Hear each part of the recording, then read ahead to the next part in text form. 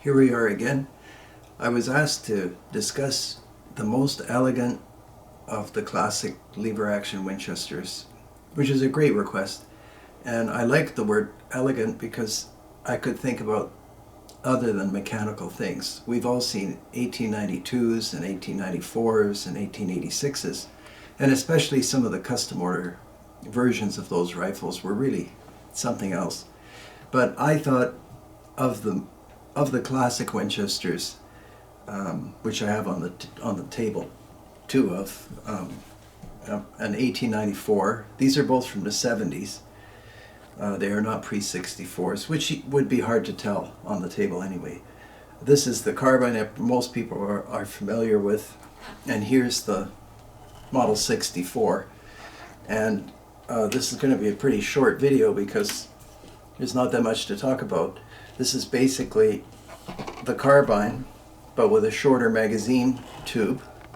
This has obviously a longer magazine tube, and a very well-designed and stylish forend, a longer barrel, and a pistol grip stock.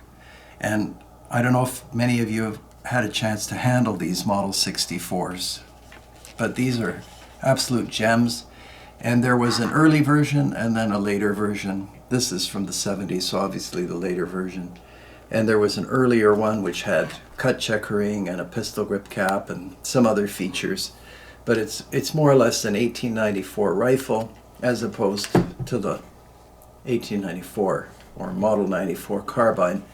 And handling these, I mean, they're so quick and so elegant is the right word. Beautiful rifles to own and hunt with and shoot.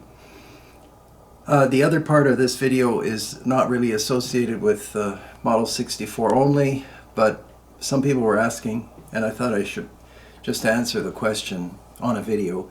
How do these lock? And we've done this on a prior video, but it's really simple to see. So the brass case wants to escape when the action is closed. This bolt moves forward, and there's your locking lug. There's only one. On the 1892 there are two, one on either side, and same with the 1886, but not on the 1894 and Model 94. There's just one at the back. Now, people are asking, doesn't the bolt move? Well, it tries to move, but it's trapped. So it can't go sideways because of the receiver rails, and it can't go backwards because of the locking, effectively block. And then the firing pin's in the middle. And then in a related couple of questions, people were asking about the 1873. So this is the 1894, here's the 1873. I always liked the 1873 because of the cover plates. This is made in Japan for Winchester. I guess Miroku makes them. Superb job reproducing the 1873, probably better than the original. Anyway, so you can see the concept here is one solid piece of steel. Here's how the 1873 locks. This is a typical toggle lock, quite a clever design. So you can see how at this point these links pivot down a lot like an arm or a Luger pistol upside down. When this is collapsed, all strength is lost, and the bolt can move back, cock the hammer, raise the lifter, then pick up a round, well, eject a round, pick up a round lower, and in this position, these arms, like a hyperextended arm, carry the pressure from the cartridge in the chamber through this very thin bolt, which is attached to this piece, which is attached by way of this pin to this first arm, then the second arm, and then trapped here. So obviously this is not a very strong action, and that was the problem that had to be solved by the 1892 and the 1894 and 1886 and so on. But they did accomplish a mechanism that worked.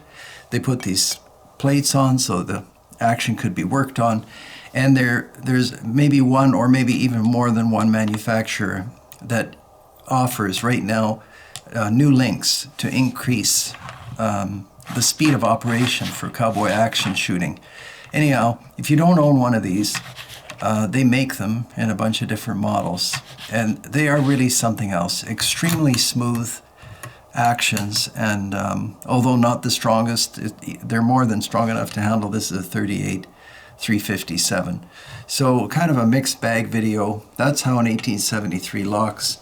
This is the most elegant classic lever action Winchester Model 64. If I could buy an old one with the checkering, I would, but they don't show up very often. And of course there's nothing wrong with the carbine, but that was the question. So I think that is my answer.